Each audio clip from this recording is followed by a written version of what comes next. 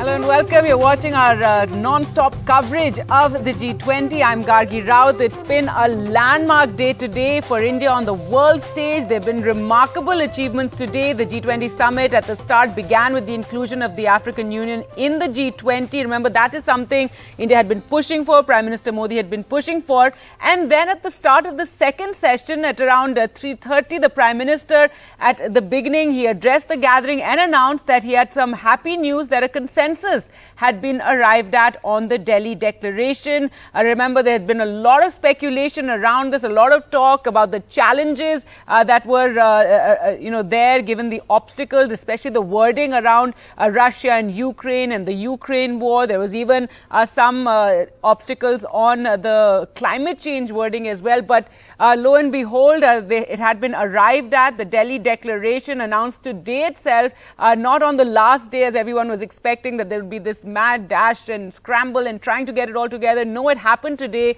itself. So it's been absolutely an incredible landmark day for India on the world stage. The manner in which we have managed these achievements one after the other, and all the agreements that have come about during the G20 as well.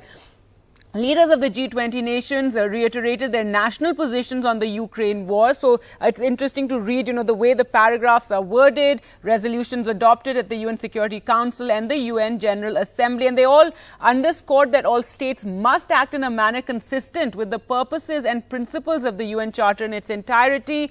And there was no mention of Russia in the Delhi Declaration, and there was also that line that said this is not the era of war, something the Prime Minister has said earlier as well. Well, let's just take a look at this interview to us by Amitabh Kant, who the Sherpa for India, and he talks about how there were 500 drafts and 200 hours of non-stop negotiations to finally arrive at the Delhi Declaration. India's Sherpa at the G20, Amitabh Kant, joining us now. Thanks, Mr. Kant, very much for being with us. My first question to you, how did you manage to get several countries around the world to accept or understand the Ukraine-Russia issue? Well, Vishnu, this was about close to 200 hours of non-stop negotiations. And, the Bali para had broken down. We were struggling with it for 9 months. So in the Sofa Talk meeting, we just took a plain screen and I scribbled down about 15 principles which we should follow. And then all the Sherpas joined in and gave their perspective on it, and all of them we took. Based on that, we did the first draft, and nobody expected this that we'll arrive at a consensus. Then on the first draft, we had a number of reactions. People were very pessimistic that we could ever arrive at a consensus on the Russia-Ukraine crisis because all multilateral, bilateral forums across the world have failed to arrive at a consensus during the last 1 year. Then from that first draft, we started with that comment. We went to the second draft, we went to the third draft. But I think after that, the bilateral meetings with each country, important thing was to draw the red lines of each country. We drew the red lines of each country, and then we worked on a draft, and then several rounds of negotiations, and with bilaterals with each Sherpa. But I think the important thing that really worked was that I was working in partnership with the Brazilian Sherpa, the South African Sherpa, and finally I got the Indonesian Sherpa together. So it became a joint proposal of 4 emerging markets. And then I roped in Mexico, I roped in Turkey, I roped in all the other Saudi. So all of them joined hands. And because there was so much of pressure from the emerging markets, because our concern was that for us, development, growth issues are far more important than the war issue. So finally, we then negotiated with G7 countries. We then negotiated with Russia. We then negotiated with China. And only last night, I think we gave them the final draft. We took it to the last minute, gave them the final draft. And at that Sherpa meeting, I've told them that this is the final draft, because I've discussed with you in over 200 bilaterals about 5 different drafts. This is the final document which we have produced, which is progressive, which is based on UN principles, UN charters. Either you take it or the deal drops. And I also told them that if anybody has an objection to this, your leader can go and talk to my leader, which is the Prime Minister. So I pulled the weight of the Prime Minister into this at that time. As the Sherpa, I pulled the weight of the Prime Minister. I said, I will not discuss anymore. I've done 200 rounds of discussion. And if your leader feels strongly about it, go and tell the Prime Minister of India. And my leader has given me the direction to do that. This is a perfect draft, and we've taken care of every country's concern. And it's very critical. We will not have a split para. We will not have a footnote. We'll only have a consensus.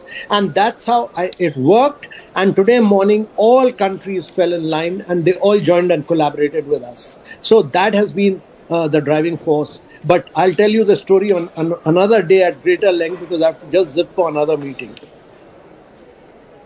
Yeah.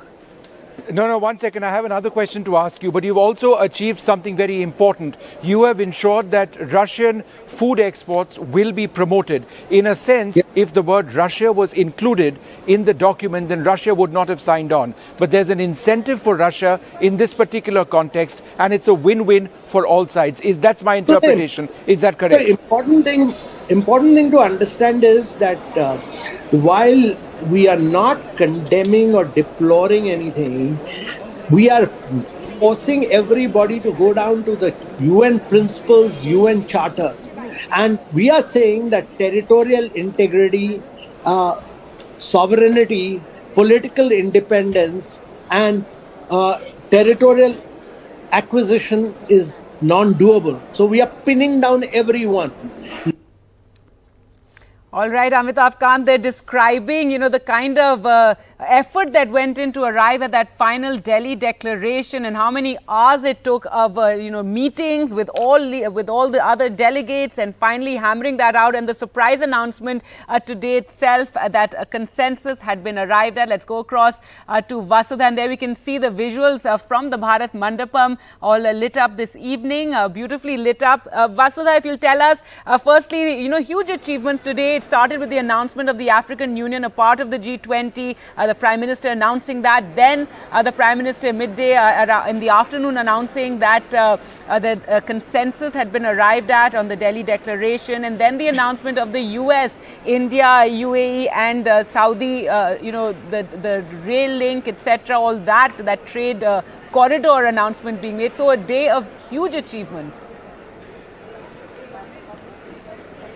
Yes, absolutely, Gargi. Today marks a big diplomatic achievement for the country. And, I would just quote External Affairs Minister S. Jaishankar's words on this. He said that India's G20 presidency has actually made India world ready and world India ready. So I think that really sums up the kind of effort that India put into its G20 presidency, taking it to the smallest of small towns and ensuring that people of the country also get a taste of what diplomacy looks like. So that was a major thing. And of course, this Delhi declaration that came about is very important because it is without footnotes, it's without a chair summary. That means it has full consensus. Remember, it's a multilateral platform, so every country has the right to veto. So all countries have actually agreed with India's efforts to basically strike a consensus. So that basically becomes all the more important. But other than that, India has also ensured that its G20 agenda does not get derailed with questions on geopolitics, on things that it does not have control over. So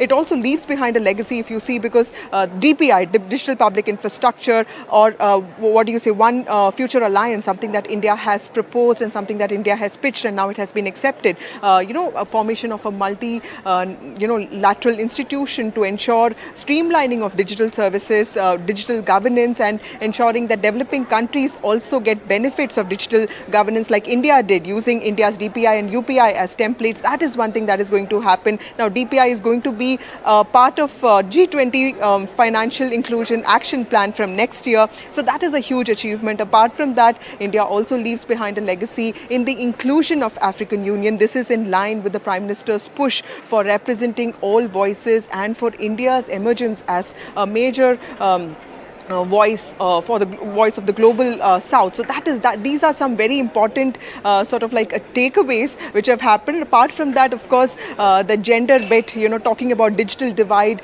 talking about women's work, participation in workforce, and ensuring that every woman who works is counted as a working woman. These are certain things which other presidencies have not really looked at. So these are some very important things. Cryptocurrency, a framework for a recommendation group has been put in place. So these are certain very important takeaways which India has negotiated, apart from ensuring that the Ukraine-Russia war does not really derail its agenda. So all in all, it shows, work that has gone into this for the last 10 months. It's just not an academic exercise or a diplomatic exercise. They've made it into a people-centric thing, which means talking to people in their own country, but also ensuring that they have the ability to get people from other countries agreeable to its diplomatic vision.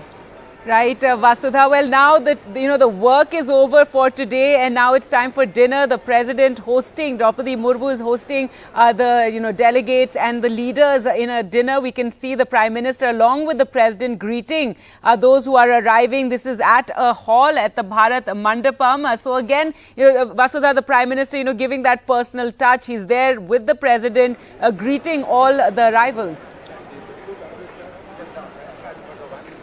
Yes, absolutely. And there's a cultural program organized for all the foreign delegates. It has about 77 artists from every state, union territory of the country. They've been skilled, they've been trained for the last few months. And every musical instrument that India has produced in the last many years is going to be part of this musical performance. And it also will have a fusion of Carnatic, Hindustani, Bhakti traditions, and also folk music. So a lot of effort has gone into not just the policy aspect of India's G20 presidency, but also projecting India's cultural and civilizational richness.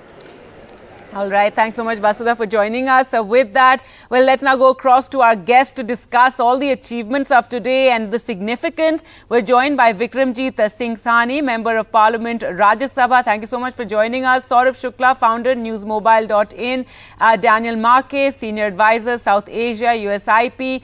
Michael Boshaku, Global Affairs Analyst, Senior Fellow at the Atlantic Council. Professor Jeffrey David Sachs, American economist and academic. And in studio with us, Fauzan Alavi, Executive Director, Alana Sons Private Limited, India's oldest and biggest agri-export house. We're going to talk about all these big achievements of the day. Thank you so much all for joining us. And Michael Boshaku, I'd like to start with you. Your comments on the Delhi Declaration. There was so much speculation that how it was a struggle, how it would be, tough to get it on the final day. And we had it on day one. No mention of Russia, though there has been, there's been talk about the suffering that took place in Ukraine.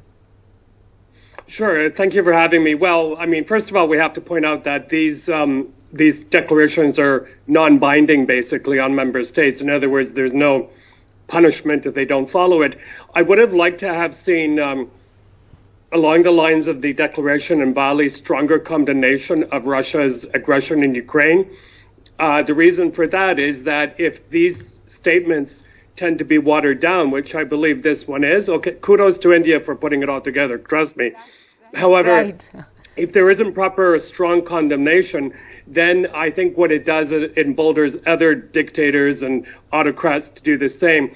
The part about the grain deal is very, very important. I'm actually temporarily based in Odessa most of the time.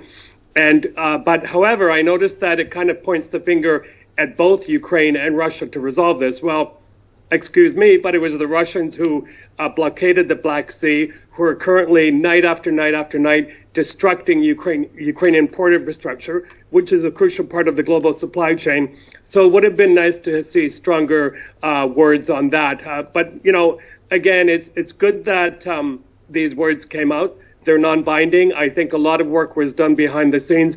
And finally, if I can, sure, I think it's good to see India shifting a little bit more from its kind of non-aligned stance to more an activist stance on this war in Ukraine.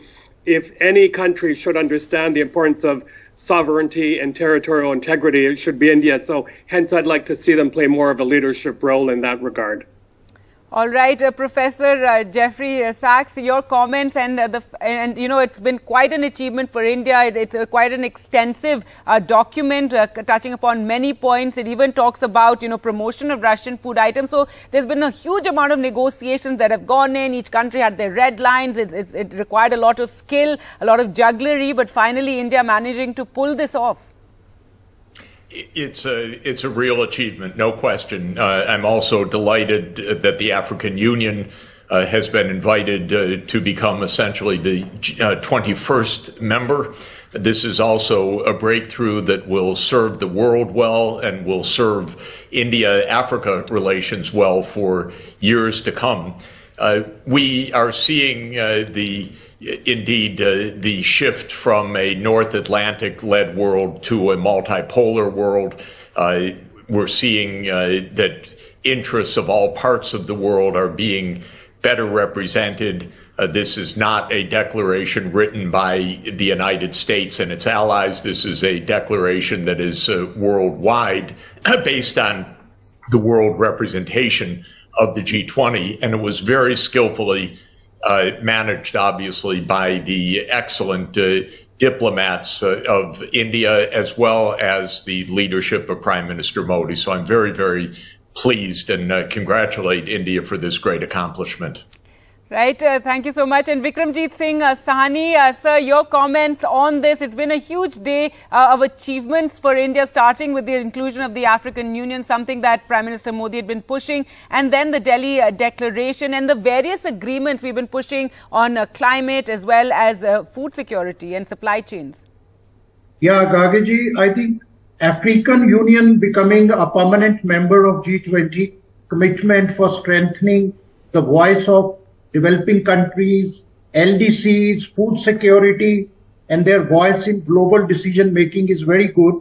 And as my earlier colleagues have said, it is good that broad consensus have been reached, and you have been discussing the Russia-Ukraine war. The declaration says that all states must refrain from the threat or use of force to seek territorial acquisition against the territorial integrity and sovereignty of political independence. And it also flags the threat of use of nuclear weapon is inadmissible. So that way, there has been reference to this, and other takeaways have been tagged: the human sufferings with regard to global food and energy security because of these hostilities, supply chains, inflation, macro financial stability due to the Ukraine war has also been highlighted. So there has been an adequate reference. But the other 3 or 4 takeaways, Gagiji asked, in the trade, the declaration have reaffirmed all the consensus for fair, open, inclusive, equitable, sustainable, and transparent, strengthening multilateral trading system with WTO. And Jaipur call for action had already enhanced MSMEs empowerment, and there is a adoption of G20 generic framework for global chain, but skilling, the global skill portal, the global skill mapping to address the skill gaps globally, which is coming, right. Financial inclusion up to the last level, last mile. These are the important lots of highlights for us to, really discuss in the days to come and really go into all the, micro aspects of it. But Saurabh Shukla also joining us from the Bharat Mandapam. And when we spoke to you earlier, at that point, we didn't know about the Delhi Declaration being announced today itself. So it's been quite a day of, achievements. And you were telling us earlier about how, various journalists and people from, from African countries had been coming across to you and talking about the achievements there. And now with this Delhi Declaration, it's been a completely landmark day for India. Absolutely, Gargi. I would say India has hit it out of the park, if you ask me. It has been a day of creative diplomacy, and I can tell you from sources how hard they worked to negotiate this declaration. And Delhi Declaration has again reinforce India's global image as a consensus builder. It's a victory for India's consensus building. It's also a victory for Prime Minister Narendra Modi's, proactive diplomacy. He had put in a lot of political capital on India's G20 presidency. But as I was speaking to you earlier on, that making it inclusive, taking it across the country and making sure that, and I can tell you, they reached out, to the world leaders, even people like Vladimir Putin, Prime Minister spoke to him. That's the reason, and you saw the US completely, US President Joe Biden putting his weight behind India's G20 presidency. That's the reason why you've got a solution which is creative yet takes care of the major point that India wanted to make, that this is not the time for war. And also the idea is to create economic inclusion, to move forward, to get a voice for the global South. African Union, the manner in which the Prime Minister invited the African Union, chair to come to the podium and take his chair, that itself, everything was well calibrated. And I would say from here on, India has etched out a new template of rule-based international order, which will borrow in and weigh in on a lot of takeaways that the Delhi Declaration has. Absolutely, that start of Gargi? of the G20 summit when you had the announcement of the African Union. Well, let's talk more about opportunities for India. And Farzan Alawi, your comments. It's been very challenging for India, given the kind of tensions and geopolitical challenges that were there. But at the same time, a huge opportunity for India. Exactly. But let me first express my happiness over the Delhi Declaration. In the morning, we were speculating that this will happen, not happen. But in my heart, somewhere, I thought that Prime Minister Modi will make it happen.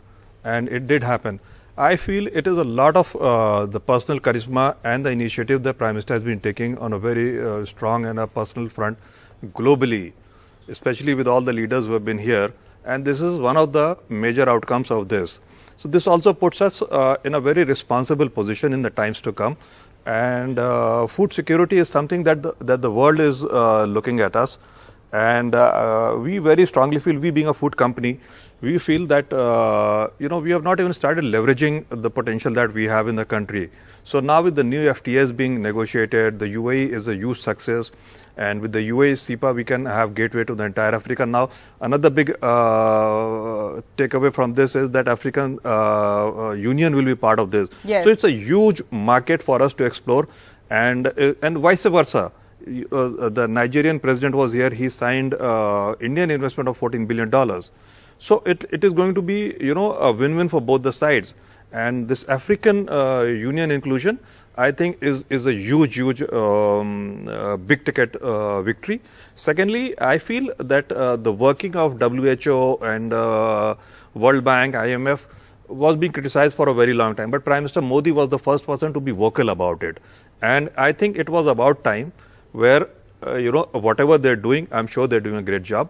But for the greater good, like, the concept of one family, one future, and one family, one earth. So this is, if you think about it, it gives you the whole big picture that Prime Minister Modi has in mind. Right. Baikal Boshak, just a quick comment from you. You were speaking to the Indian Sherpa, and he spoke about how he had the help of, South Africa and Indonesia and Brazil to really, speak to the other countries and convince them on this. So the bargaining power really of these countries as emerging markets was something that was quite interesting in arriving at the Delhi Declaration. Yeah, very interesting. I've just come from the BRICS summit in Johannesburg, and what we saw there, I think, was India kind of caught in the middle between China and Russia, China throwing its weight around, really pushing this expansion.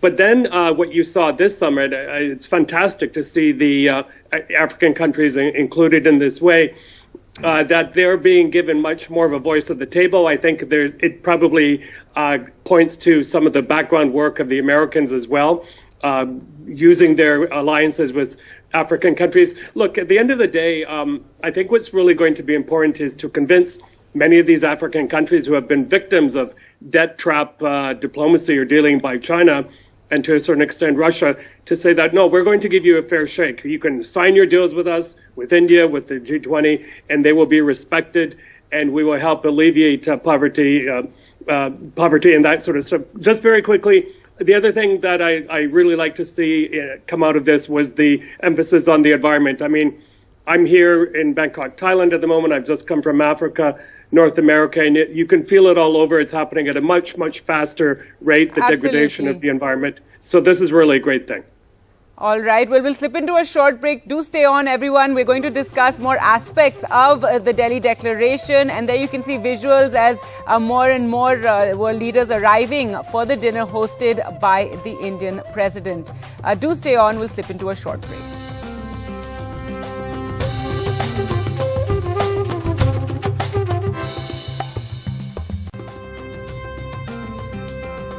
Welcome back. Well, this is our non-stop coverage of the G20, and now the delegates and world leaders have gone for dinner. 170 people invited for dinner hosted by the President of India. This is, in fact, in a hall there at the Bharat Mandapam in the Pragati Maidan complex itself. So now the official dinner taking place as the day one of the G20 Summit has come to an end. And what a day it's been with huge achievements for India, starting with the inclusion of the African Union in the G20, which was announced right at the start of the summit, at the inauguration of the summit by Prime Minister Modi. And then he invited the representative right there to the high table. So that was very interesting to see, and the way it was all, carried out at the start of the G20 summit. Then around 3 o'clock at the start of the second session of the G20 summit was the surprise announcement, and quite an incredible announcement that a consensus had been arrived at and the Delhi Declaration had been agreed upon. So that has been a huge achievement for India. There had been so much speculation regarding whether or not we'd managed to, hammer that through by the end of tomorrow, but it happened today itself. So extremely significant. We've been discussing all these points and what it means, and the fact that Russia was not mentioned in that final Delhi Declaration, though the suffering in Ukraine was spoken about. But Professor Jeffrey David Sachs, I'd like to come to you to talk about the other big announcement today, the road and rail and shipping corridor announced by the US, India, Saudi, UAE, European Union. That has been another big announcement, and especially one in this region to counter the impact of China in the region with their Belt and Road Initiative. Well, thank you. Yes, I don't agree that this is to counter China, or maybe that's the intention, but it is a very incorrect view of things. A corridor is a transport corridor. The Belt and Road Initiative promotes transport corridors. This transport corridor is another one. This is to be very much welcomed. It will open up trade. But seeing everything through the lens of pro-China, anti-China, pro-West, well, it's anti-West. More, for us, of course, it's an economic bonus, but it's seen by the US as something that the US is getting involved with over here as a counter to China. That's how it's being viewed. The US has a very primitive mentality. I'm speaking of the US government. The US government has a very primitive mentality, which is it's us versus them. We need to be number one. China's Belt and Road is terrible. Our Belt and Road is good. This is primitive. I hope that India doesn't get caught up in this kind of nonsense. This is part of building global infrastructure. This is a very good and very positive announcement, but it is not an anti-China announcement. It is a road corridor. That's what it is. It's a good thing that it exists because it will expand trade between India, the Middle East, and Africa, and that's a good thing. But to see this as an anti-China initiative is exactly what's wrong with the way our world operates right now, which is us versus them, alliances and so forth. Exactly the success of today's diplomacy is to move beyond that rather primitive level. That's where Prime Minister Modi really deserves our congratulations, that he did not get caught in the trap of US-based hegemony or us versus them mentality. And I think we should see this corridor in a positive way as complementary with, perhaps connecting with, China's Belt and Road Initiative, not something to counter it.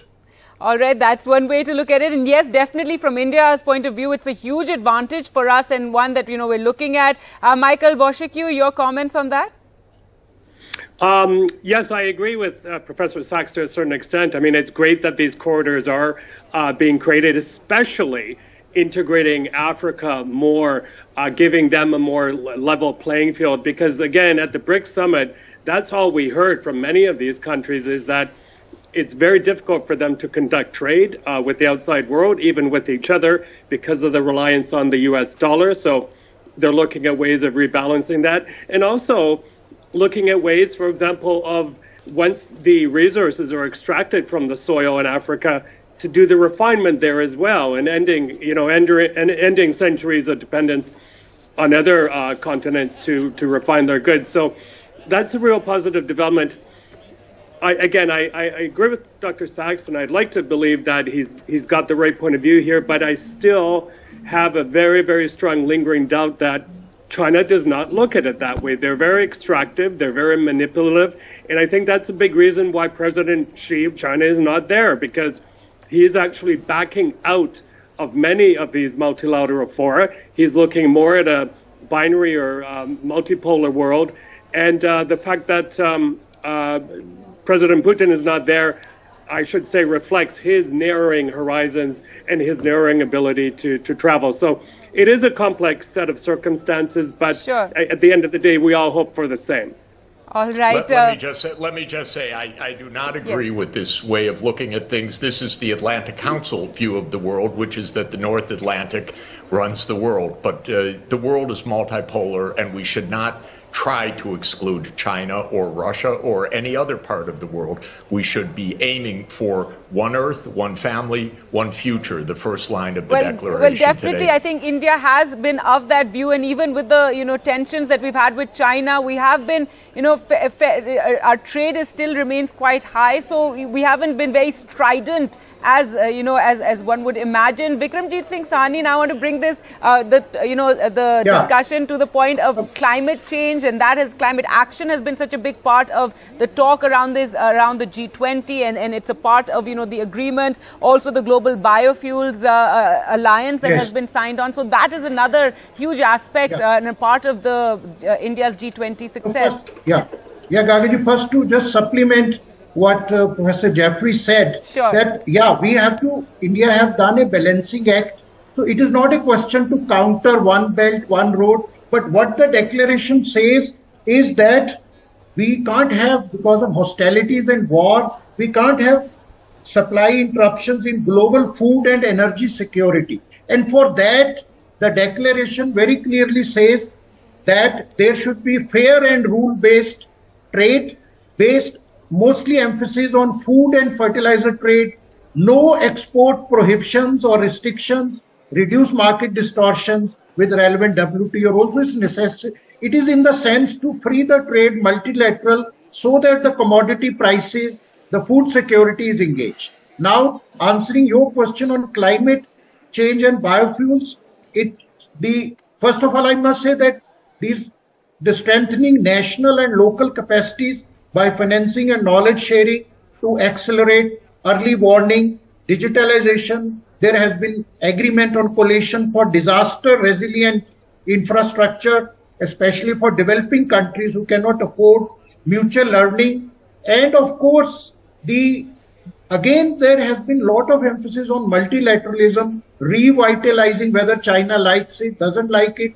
But we have to have like one family, one global, but we have to necessarily see that we talk about so many things, skilling and agriculture and free trade and health delivery has been also said. A lot of emphasis have been given on health, universal access to health, facilitate more supplies, production of health equipments in developing countries and debt vulnerabilities.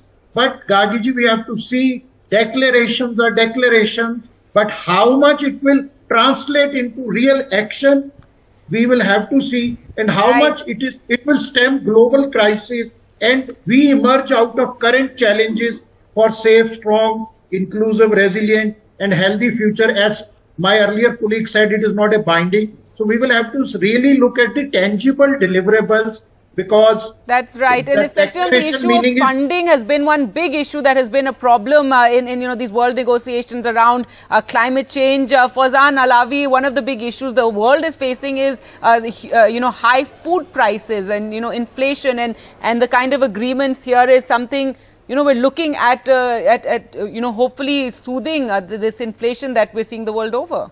See, before that, I would just want to comment on the climate change.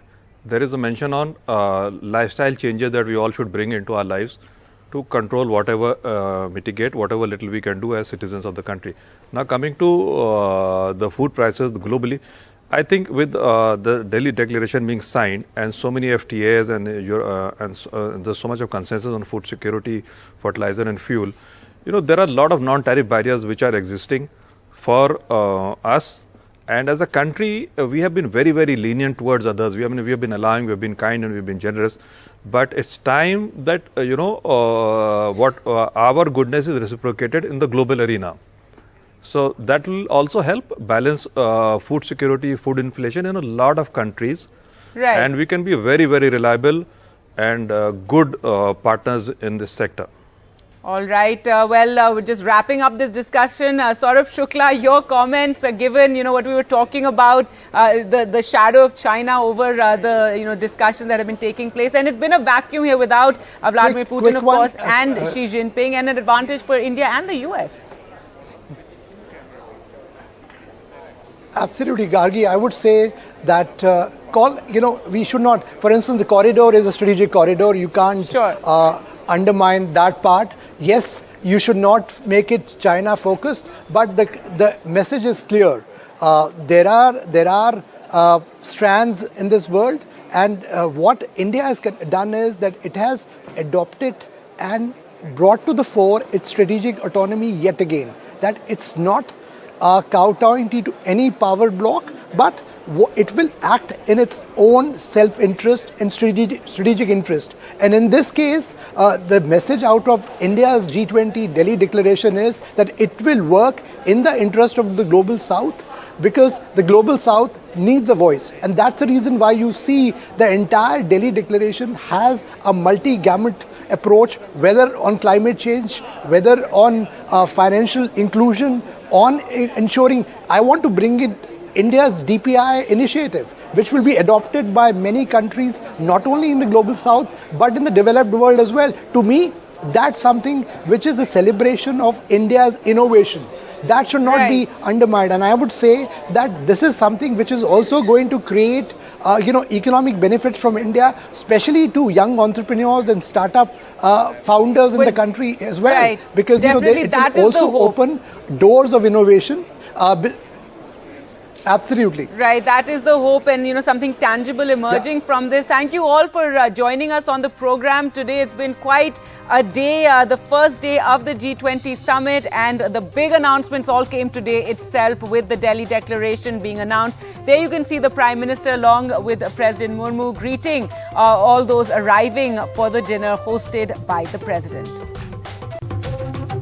Welcome back to our non-stop coverage of the G20, and there you can see the lit-up Pragati Maidan complex with the Bharat Mandapam there. World leaders are going for dinner now, hosted by the President of India, and there you can see she's accompanied by the Prime Minister greeting all those who are arriving for the dinner. 170 people have been invited for this dinner, and there has been a bit of a controversy with the Congress president not being invited, but chief ministers are invited for this dinner hosted by the president for the G20. Well, to talk about all the big developments and massive achievements today, with the Delhi Declaration being announced, the inclusion of the African Union in the G20, we're joined by Daniel Markey, senior advisor, South Asia, United States Institute of Peace. Thank you so much for joining us. Your comments on the surprise announcement of the Delhi Declaration. It talks about suffering in Ukraine. There's no mention of Russia.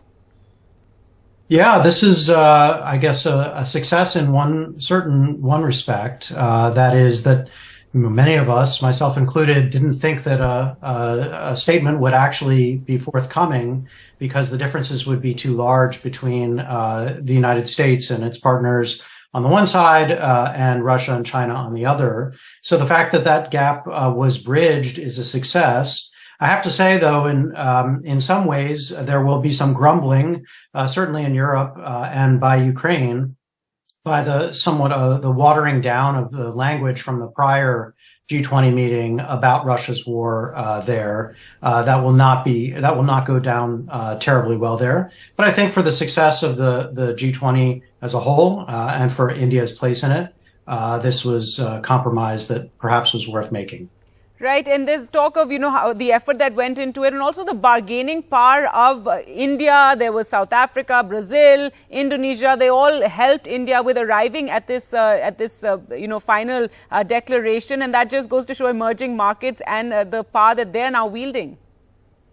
No, that's right. And I think that, as I think some others have made the point, that this statement does reflect a view that is widely held. This may not be the view from European capitals, and certainly not the consensus view here in Washington, D.C., where I work. But I think it's a widely held view. And to the extent that the G20 is reflecting a consensus that is increasingly globalized, that's worth understanding. And, it's a new global reality. A new global reality. Well, we're completely out of time. Thank you so much, Daniel Markey, for taking out time and joining us on the program. Well, that's it from me for the moment, but our non-stop coverage of the G20 continues right here on NDTV. Do keep watching.